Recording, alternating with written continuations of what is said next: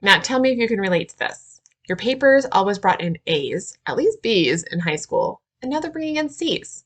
Or you never really needed to study for exams in high school. And now college exams are kicking your rear. And now, as you get to the end of the term, your GPA isn't quite lining up with what it was in high school. If this is you, you are not alone. There are a lot of things happening here, and most students do see an improvement in grades after they get a chance to settle into college and get some experience and practice under their belt. But there's also likely something else going on here, something that isn't as easily addressed with practice and experience. And this is the reality that letter grades tend to mean something different in high school than they do in college. Yes, the letter grades tend to be the same.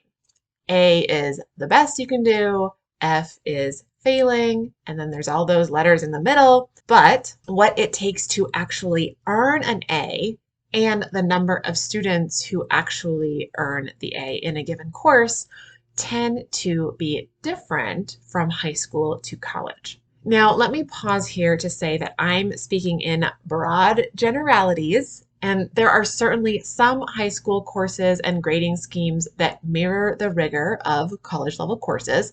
And there are certainly college courses where the grading scheme does not have much rigor at all.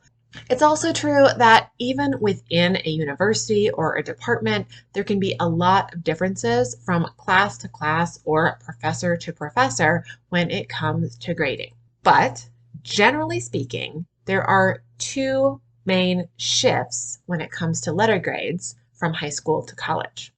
First, a lower percentage of students earn A's in college courses than in high school.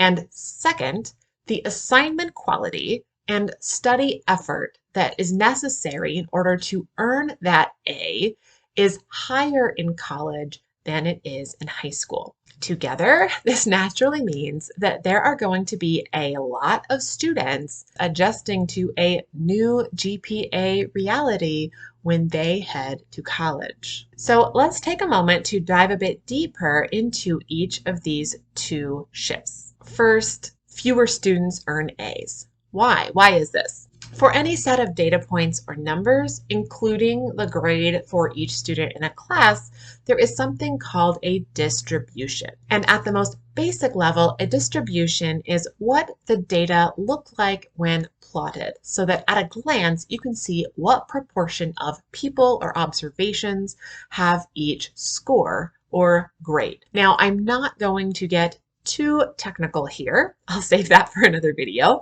But generally, a meaningful or desirable distribution for grades and most other things looks something like this.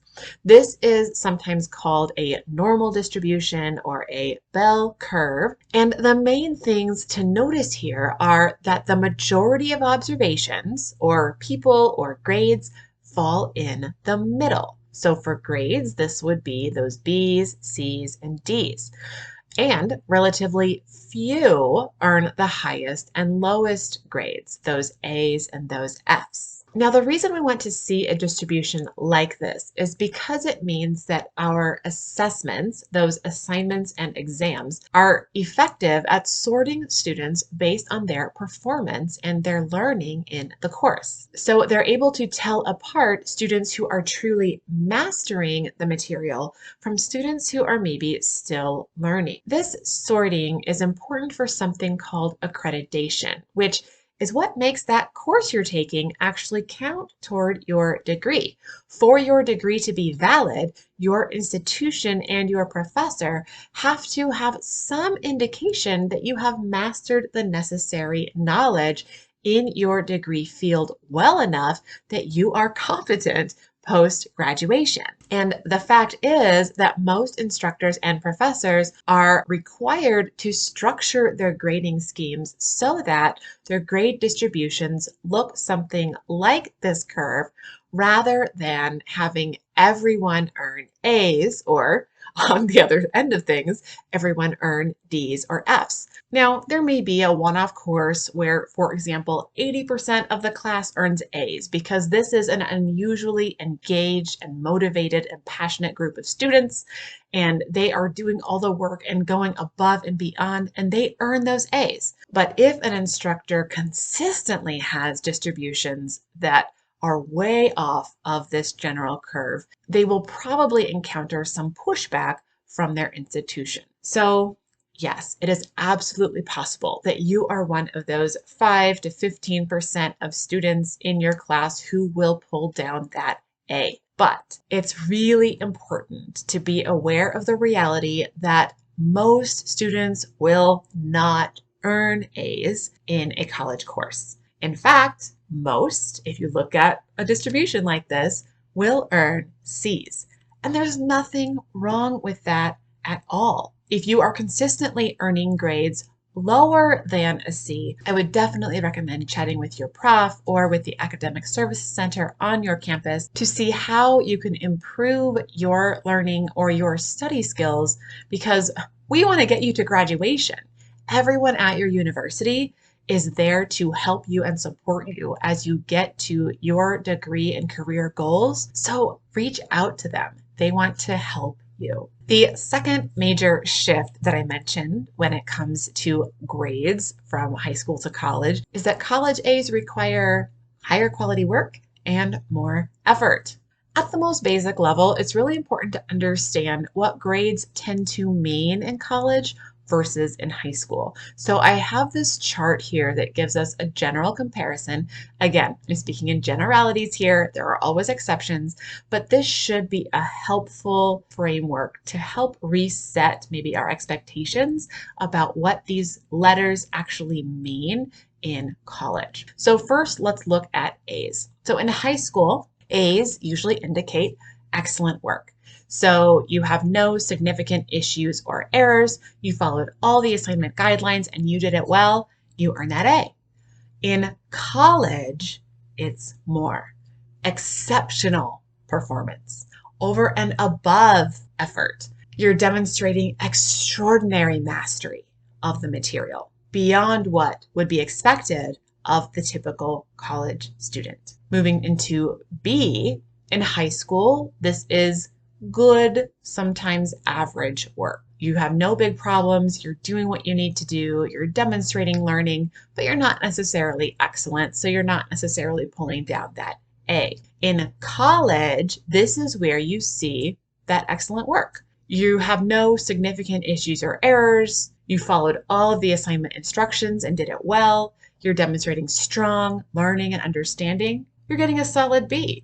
This is an above average grade in college. You're above the average student. That's why a B in college is nothing to sneeze at. You're doing amazing. You'll see if you compare these that what was an A in high school now is usually a B in college. And as we continue through, you'll see this pattern continue. So let's look at C. Here, you're showing up, you're turning in the work, you're checking the boxes, not showing too much effort, but you're doing enough to kind of keep that status quo. You're pulling in the C's, you're doing fine. In college, this is where you have that good or average work. No big problems, but you're not necessarily at that excellent level, and you're demonstrating sufficient learning and understanding, maybe not strong. You can see that, again, what was a B is now a C in college. Moving into D, in high school, you're doing enough to avoid the F. In college, a D could mean you're showing up, you're turning in the work, you're checking the boxes, but you're not really showing much effort, and therefore you're not really showing much learning. The amount of learning is enough to avoid that F, but it's not really the place you usually want to be in college, especially in courses where you may have to earn a C to progress through a major, which is not uncommon depending on your institution. And then we move into that F, or at some institutions, this is actually an E, that failing grade. It's usually relatively difficult to fail in high school, and this is largely because high school is higher touch. You have people there who can catch you if you're falling into that F territory and help you get to at least that D, that passing, so that you can earn that credit and kind of move along in your studies. In college, an F can happen even if you do a lot of the work or come to a lot of the classes. Maybe you're just not getting it. Maybe you do miss a major deadline, a major assignment. Maybe you're bombing the exams. There can be a lot of things that contribute to an F in college. And although Fs are still relatively uncommon, at least for most courses in college, they are arguably much more common in college than they are in high school. And if you do get an F, that means that your course will not count. You will not get credit for that. But if you're thinking in a learning growth mindset way, this means you get to take that course again and maximize it and learn it even better. So again, looking at this chart, we see this general pattern where the same performance that earned one letter grade in high school earned at least one letter grade lower in college. The other thing we see here is that average baseline expectation basically shifts to a higher level. And students who aren't ready for that can really struggle at first when they see a letter that maybe they've never seen before in high school. Thankfully, it usually only takes a semester or two to adjust and kind of reset your expectations and your understanding of how grades do work in college. And the reality is, unless you're determined to continue on to an elite graduate school, future employers won't usually care if you have a more average GPA. They will care that you have a degree that demonstrates hard work, perseverance, and being able to learn something new, because that's something we carry throughout our lives. We're always learning something new. When it comes to mental health, it's really important to not let your grade define you. Very few students will earn straight A's in college or even straight B's. So don't get too down on yourself if you are not one of them. Do your best, learn all that you can, take advantage of all of the opportunities and resources available on your campus. Breathe and have fun. College is fun, and don't forget about that piece. Now, if you decide that you are not happy with your grades and you feel like you could do better if you had the right supports or the resources or the skills, be proactive. Go to your professor's office hours, check out what's offered by your campus's academic support office, and maybe even look into academic coaching like what I offer at Prof Chat. We aren't born knowing how to excel in college. We learn along the way, as we do with everything in life. So be kind to yourself and try not to let a disappointing grade derail your degree progress. Find the resources and support you need to reach your academic goals, and you'll be walking across that graduation stage before you know it. Thank you so much for watching this video. Let me know if you have any further questions or comments or experiences to share related to grades in the comments. And if you haven't already, smash that subscribe button. I'll see y'all next time.